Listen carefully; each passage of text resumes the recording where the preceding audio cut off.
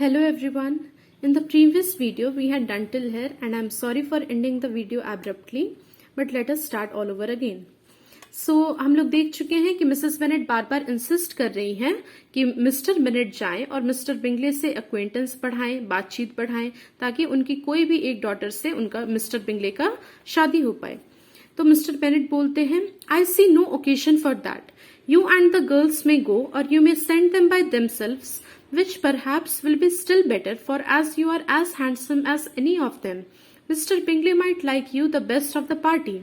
Mister Bennett बोल रहे हैं कि मैं अभी राइट टाइम नहीं देख रहा हूं, अभी मुझे सही वक्त नहीं लग रहा है देख करके कि मैं मिस्टर बिंगले से जाकर के बात कर पाऊं, लेकिन तुम और तुम्हारी डॉटर्स उनसे जाके मिल सकती है, मुझे इससे कोई ऑब्जेक्शन नहीं है और ये बहुत अच्छा होगा क्योंकि तुम इतनी ब्यूटीफुल हो. एज हैंडसम मीन्स तुम इतनी ही ब्यूटीफुल हो, हैंडसम कहना चाह रहे हैं, अपनी वाइफ को कॉम्प्लीमेंट देना चाह रहे हैं कि तुम इतनी ब्यूटीफुल हो कि हो सकता है वो तुमसे ही इतना इम्प्रेस हो जाए कि मेरे जाने का जरूरत ही ना पड़े. Then Mrs. Bennet says, My dear, you flatter me. I certainly have had my share of beauty, but I do not pretend to be anything extraordinary now. When a woman has 5 grown-up daughters, she ought to give over thinking of her own beauty.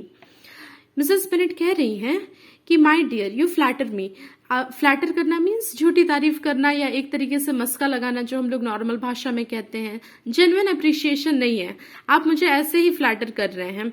I certainly have had my share of beauty. हाँ, जब मैं young थी मैं admit करती हूँ कि मैं beautiful थी, लेकिन अब कुछ भी मेरे पास एक्स्ट्रा, अब मैं इस डेल्यूशन में नहीं रह सकती, ये मैं अब प्रिटेंड नहीं कर सकती और खुद को एक तरीके से तसल्ली नहीं दे सकती कि मैं अभी भी एक्स्ट्रा ऑर्डिनरी लगती हूँ या सबसे हट के लगती हूँ देखने में.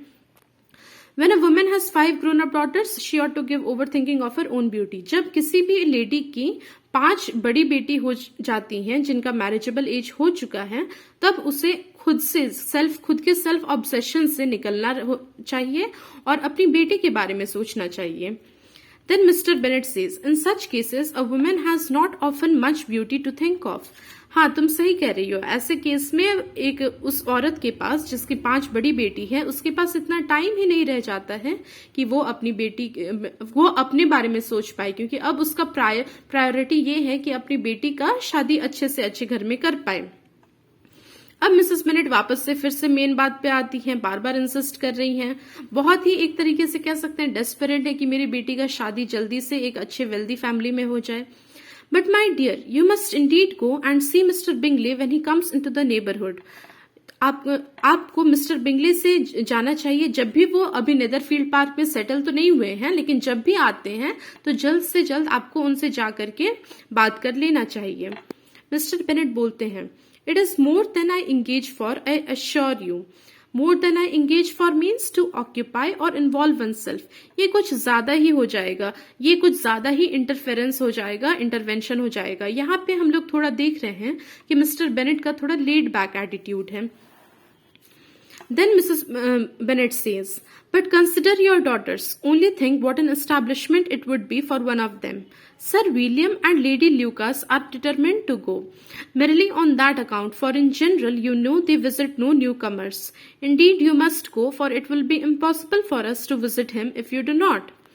मिसेस बेनेट कहती हैं, लेकिन कम से कम अपनी डॉटर्स के बारे में तो सोचो, कितना अच्छा चीज रहेगा अगर हम लोगों की किसी भी एक बेटी का शादी मिस्टर बिंगले से हो जाता है. Sir William and lady Lucas, हम लोगों को समझ आ रहा है कि ये इनकी कोई फैमिली फ्रेंड है या नेबरहुड में है या अक्वेंटेंस है जिनके बारे में ये मेंशन कर रही है मिसेस बेनेट. वो लोग तो ठान चुके हैं, डिटरमिन्ड है एकदम कि उन्हें जाकर के मिस्टर बिंगले से मिलना ही है, और सिर्फ अपनी डॉटर शार्लोट ल्यूकस के लिए. ये नाम हम लोग बाद में नॉवल में पढ़ेंगे, Charlotte Lucas. For in general you know they visit no newcomers. और आप तो जानते हैं कि मिस्टर सर विलियम और लेडी ल्यूकस थोड़ा रिजर्व्ड टाइप के लोग हैं, वो लोग सोशलाइज करना पसंद नहीं करते हैं, लेकिन सिर्फ और सिर्फ अपनी बेटी के लिए वो लोग जाकर के मिस्टर बिंगले से मिल रहे हैं. So what is stopping you, she means to say कि आप उन्हें क्यों नहीं जाना चाहते. Indeed, you must go, for it will be impossible for us to visit him if you do not. अब impossible क्यों होगा मिसेस बेनेट के लिए? उसका रीजन यहाँ पे है. In Austen's day, the women of a family could not visit an unmarried gentleman without first gaining an introduction to him through a third party, preferably a male relation.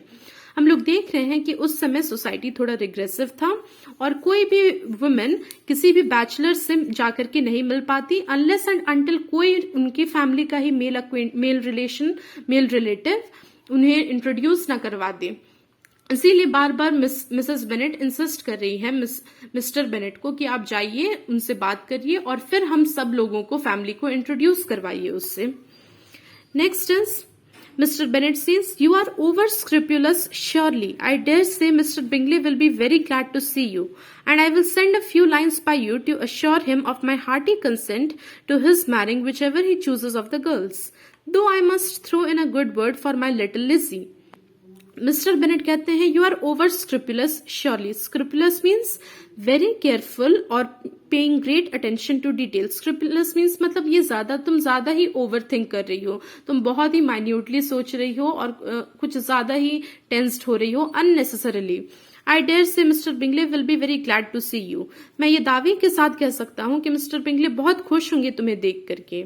और and I will send a few lines by you to assure him of my hearty consent to his marrying whichever he chooses of the girls. It means that कि मैं खुद एक letter लिख के दूंगा जिसमें मैं ये अश्योर करूंगा अपने तरफ से कि मेरा पूरा कंसेंट है, मैं बिल्कुल राजी हूं कि जिस भी डॉटर से, मेरी 5 में से जिस भी डॉटर को वो चूज करे उनसे वो मैरी कर सकते हैं. मेरी तरफ से कोई भी ऑब्जेक्शन नहीं है. Though I must throw in a good word for my little Lizzy. ये मैं आपको पहले ही बता चुकी हूँ कि मिस्टर बेनेट की फेवरेट डॉटर एलिजाबेथ बेनेट है. एलिजाबेथ बेनेट का ही पेट नेम है लिजी. तो अब पहली बार हम लोग देख रहे हैं कि यहाँ पे मेंशन होता है प्रोटैगनिस्ट का नाम, कि वो अपनी फेवरेट बेटी के लिए कुछ अच्छा शब्द जरूर बोलेंगे कि आप इन 5 में से किसी से भी शादी कर सकते हैं, लेकिन लिजी आपके लिए परफेक्ट होगी क्योंकि लिजी बहुत ही इंटेलेक्चुअल है and she is far ahead of her times. अब मिसेस बेनेट बोलती है आई Dzire you will do no such thing. Lizzie is not a bit better than the others, and I'm sure she is not half so handsome as Jane, nor half so good-humored as Lydia, but you are always giving her the preference. अब Mrs Bennet का थोड़ा यहाँ पे annoyance दिखता है और थोड़ा रूठना भी दिखता है कि नहीं, आप ऐसा कुछ भी नहीं करेंगे, आप कुछ भी लिजी के बारे में नहीं बोलेंगे या फिर उसके बारे में कुछ भी उसके बारे में कुछ भी अच्छा नहीं लिख के देंगे या उसको प्रेफर नहीं करेंगे, फेवरेटिज्म आप नहीं दिखाएंगे.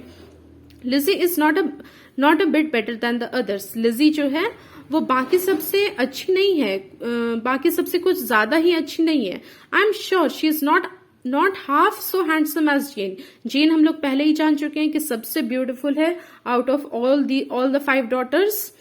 वो उतनी जेन के जैसी ना खूबसूरत है, ना उसका सेंस ऑफ ह्यूमर लीडिया की जितना अच्छा है, लेकिन पता नहीं क्यों आप हमेशा उसे ही प्रेफरेंस देते हैं, एक तरीके से तवज्जो देते हैं. आपकी फेवरेट है, पता नहीं, मुझे नहीं पता कि आपकी फेवरेट क्यों है. Next, They have none of them much to recommend them, replied he. They are all silly and ignorant like other girls, but Lizzie has something more of quickness than her sister. Mr. Bennet कहते हैं कि उनके बारे में मैं अब क्या ही बोलूं. अब मैं उस लेटर में अपनी लीडिया के बारे में या जेन के बारे में कुछ ऐसा खास नहीं है जो मैं लिख के दे पाऊं. वो लोग सब बेवकूफ हैं. Silly and ignorant like other girls means बाकी लड़कियों की तरह ही तो नॉर्मल है, एवरेज है, लेकिन लिजी में कुछ है ऐसा, वो विटी है, उसका सेंस ऑफ ह्यूमर बहुत अच्छा है, बहुत ही स्पॉन्टेनियस है, तो इसीलिए मैं उसे ज्यादा प्रेफर करता हूं. अब मिसेस बेनेट बोलती हैं, Mr Bennet, how can you abuse your own children in such a way? You take delight in vexing me. You have no compassion on my poor nerves. Mr Bennet, आप अपने ही बच्चों के बारे में, अपने ही बच्चों से भेदभाव कैसे कर सकते हैं? अपने ही बच्चे को सिली, बेवकूफ और फुलिश कैसे कह सकते हैं? You take delight in vexing me. Vexing means annoying me. आपको बहुत मजा आता है मुझे चिढ़ाने में या सताने में। You have no compassion on my poor nerves. अब ये लाइन जो है, ये स्टेटमेंट जो है, ये इसका फेवरेट है मिसेस बेनेट का, कि मैं ऑलवेज नर्वस रहती हूँ, एंग्जाइटी अटैक आता है मुझे, तो आपको कुछ भी मेरे लिए सिंपैथी नहीं है या आप पिटी नहीं करते हैं मेरे पुअर नर्व्स के ऊपर। Then Mr. Bennet says jokingly, "You mistake me, my dear. I have a deep respect for your nerves. They are my old friends. I have heard you mention them with consideration these 20 years at least." You are mistaken, my dear. मतलब तुम्हें गलतफहमी हो रही है। मैं बहुत ही high respect है, मैं बहुत ही इज्जत करता हूँ तुम्हारी नर्व्स की, बहुत ही ज्यादा कंसिडरेशन है तुम्हारे नर्व्स के लिए। ये लोग तो मेरे पुराने दोस्त जैसे हैं और मैं पिछले 20 साल से तुम्हें सुनता आया हूँ इस बात का जिक्र करते हुए कि ओह माय पुअर नर्व्स। हमेशा अपने आप को एक तरीके से सेल्फ पिटी में दिखाना, शी वैलोज इन सेल्फ पिटी, कि मेरा पुअर नर्व्स है, please have compassion on me. तो मैं 20 साल से सुनता आया हूँ तुम्हारा ये बात, ये एक्सक्यूज। अब मिसेस बेनेट बोलती है, you do not know what I suffer. अरे आप तो नहीं जानते होंगे कि मेरे ऊपर क्या बीतता है। Then Mr. Bennet says, "But I hope you will get over it and live to see many young men of 4,000 a year come into the neighborhood." अरे मिस्टर बेनेट बहुत ही चिल्ड आउट एटीट्यूड में कहते हैं कि मुझे लगता है कि तुम इजीली ओवरकम कर जाओगे अपने पुअर नर्व्स को और तुम बहुत लंबा जियोगी, तुम्हारा लाइफ बहुत ही लॉन्ग होगा, तुम बहुत ज्यादा इयर्स तक जियोगी और बहुत सारे ऐसे बैचलर्स को देखोगी जिनका 4,000 पाउंड्स एनुअल इनकम है और जो आते हैं नेदरफील्ड पार्क में रहने। मतलब कि मिस्टर बिंगले पहले और आखिरी आदमी नहीं है इस प्लैनेट पे एलिजिबल बैचलर, और भी बहुत सारे हैं, इसीलिए इतना डेस्परेट मत हो, ये कहना चाह रहे हैं Mr Bennett. Then Mrs. Bennet says, "It will be no use to us if 20 such should come, since you will not visit them." तो मिसेस बेनेट कहती हैं कि ये अगर वैसे बहुत सारे आदमी भी आ जाएं, अगर मतलब कि नेबरहुड में इतने रिच आदमी आ जाएं, तब भी हम लोगों को, अगर ऐसे 20 लोग भी आ जाएं, तब भी हम लोग को इससे कोई बेनिफिट नहीं मिलेगा, क्योंकि आप तो उनको विजिट करने से रहे और हम लोगों भी इस रिग्रेसिव सोसाइटी या जो भी ऑस्टन के टाइम पे जो सोसाइटी था, तो उस समय तो लेडी विजिट नहीं कर पाती किसी बैचलर को। तो अगर 20 लोग भी ऐसे आ जाएं तो कोई फायदा नहीं होगा, क्योंकि ना आप विजिट करेंगे, ना अक्वेंटेंस बढ़ेगा और ना ही हम लोगों की 5 में से किसी एक डॉटर का मैरिज होगा उनसे।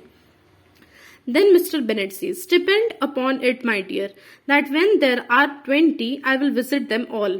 ये डिपेंड करता है उस सिचुएशन पे, जब 20 लोग आएंगे तो फिर से ये मजाक कर रहे हैं और बहुत लाइट हार्टेडली जोक कर रहे हैं, मैं उन सबको विजिट करूंगा। अब ऑथर लिखती हैं, Mr Bennett was so odd a mixture of quick parts, sarcastic humour, reserve and caprice that the experience of 3 and 20 years had been insufficient to make his wife understand his character. Her mind was less difficult to develop. She was a woman of mean understanding, little information and uncertain temper. When she was discontented, she fancied herself nervous. The business of her life was to get her daughters married. Its solace was visiting and news. अब इस पूरे paragraph को हम लोग बहुत ही detail में पढ़ने वाले हैं। मिस्टर बेनेट एक बहुत ही एमालगमेशन थे, या कह सकते हैं एक मिंगल्ड यार्न थे। बहुत उनका पर्सनालिटी ट्रेट्स का ये मेन कैरेक्टर्स था।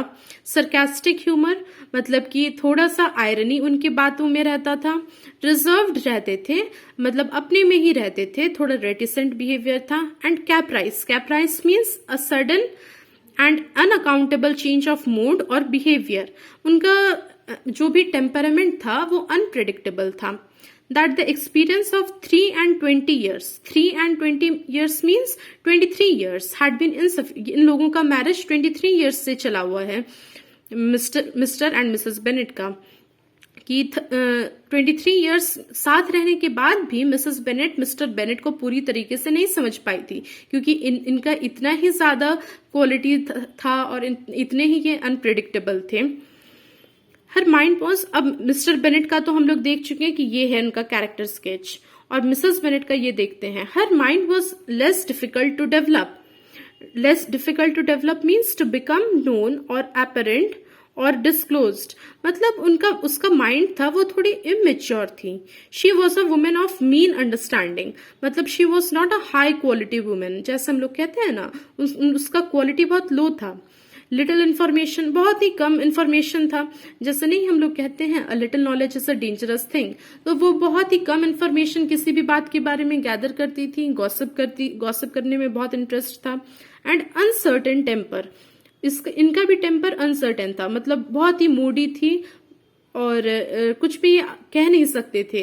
लेकिन हाँ ये बात है, व्हेन शी वॉज डिसकंटेंटेड, लेकिन जब भी वो किसी भी बात से डिसअग्री करती थी या डिससेटिस्फाइड होती थी, शी फैंसीड हरसेल्फ नर्वस, वो खुद को दिखाती थी कि अरे मैं इतनी बीमार हूं, मैं बहुत ही एंग्जाइटी से सफर कर रही हूँ, नर्वसनेस से सफर कर रही हूँ. फैंसीड हरसेल्फ मतलब ऐसे अपने आप को शो ऑफ करती थी ताकि लोग उस पर पिटी करें. The business of her life means the sole motto or the sole motive of her life was to get her daughters married. अपनी बेटी का शादी करवाना, क्योंकि उस समय हम लोग देखते हैं कि ना ही एडुकेशन था, अपनी डॉटर्स को एडुकेशन प्रोवाइड की नहीं थी, तो अपने बेटी का लाइवलीहुड कैसे चलेगा. अच्छे वेल्दी फैमिली में अगर मैरिज कर दे तो वो वही उसके लिए सेटलमेंट था अपनी बेटी के लिए. It's solace was visiting and news.